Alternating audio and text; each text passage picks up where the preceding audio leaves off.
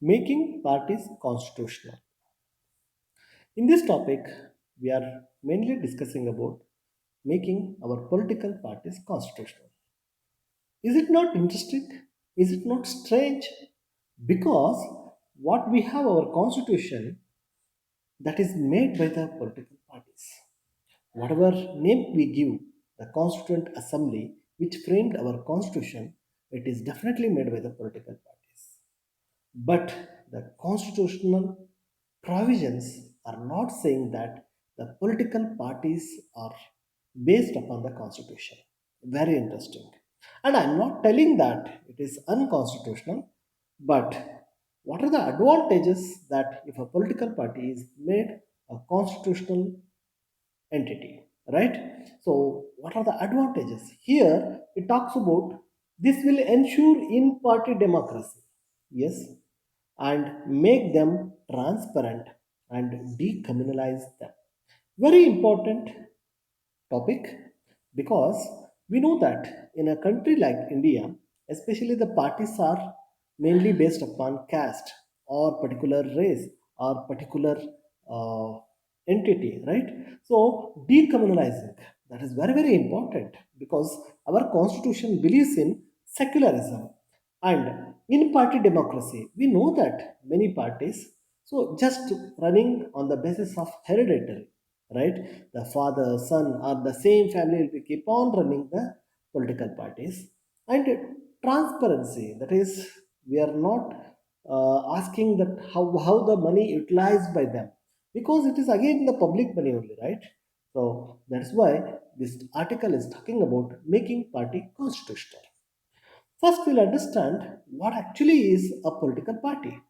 The political party is an organized group of citizens who hold common views on governance and act as a political unit that seeks to obtain control of the government with a view to further the agenda and policy they profess. Yes, it is definitely a group of citizens and their views on the governance, okay, they have that common opinion.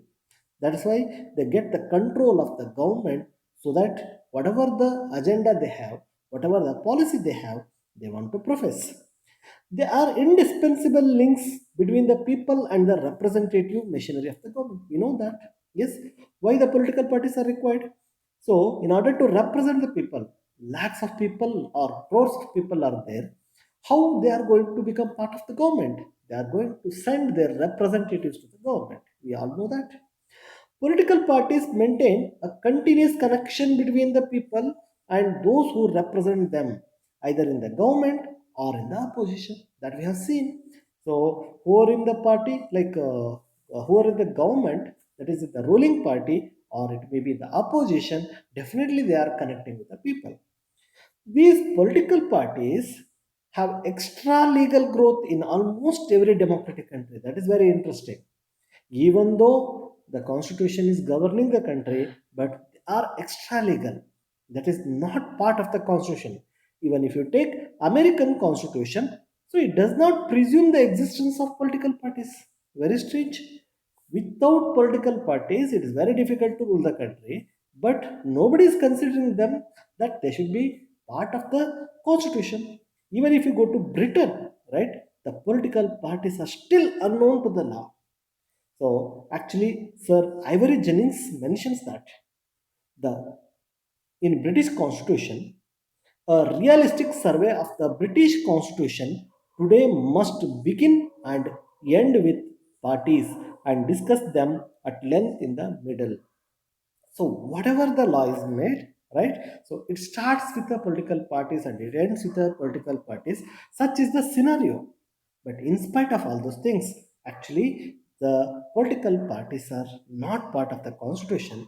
They are extra legal. Similarly, the political parties in India are also extra constitutional, but they are not breathing air of the political system. Actually, even though they are extra constitutional, right? So they are part of the political system, which where the Constitution of India is guiding the government. Fine. Okay, then let us understand the German model, where actually the political parties are constitutional. That is interesting. Can we adopt that model? Let us understand the German model first, then we can think whether we can adapt that or we should continue in the present system as it is. The basic law of Federal Republic Germany, that is 1949 law, gives constitutional status to the political parties. Okay, so in that the article clear means that the constitution clearly mentions that, okay, how actually the political parties are formed, what are the rights they have. So actually in the article 21, it is not article 21 of our Indian constitution, please don't get confused. So in the German republic, right, in the article 21 it talks about the status, the rights, duties and functions of the political party. For example, political parties shall participate in the formation of the political will of the people. What is the first function is they have to form the political will of the people. So and they may be freely established, right, but they should adhere to the democratic principles. That is the first point they are talking about. Then they must publicly account for their assets and the sources they use as their funds. Very, very important. Whatever the money they receive, they must be accountable. In India, are we seeing that? No, right? So they are not accountable to show for what purpose it is used, from whom we are receiving. No. Even though we talk about electoral bonds, yes, we'll discuss or we have discussed that in different articles, but it is not so transparent. Then the political parties, okay,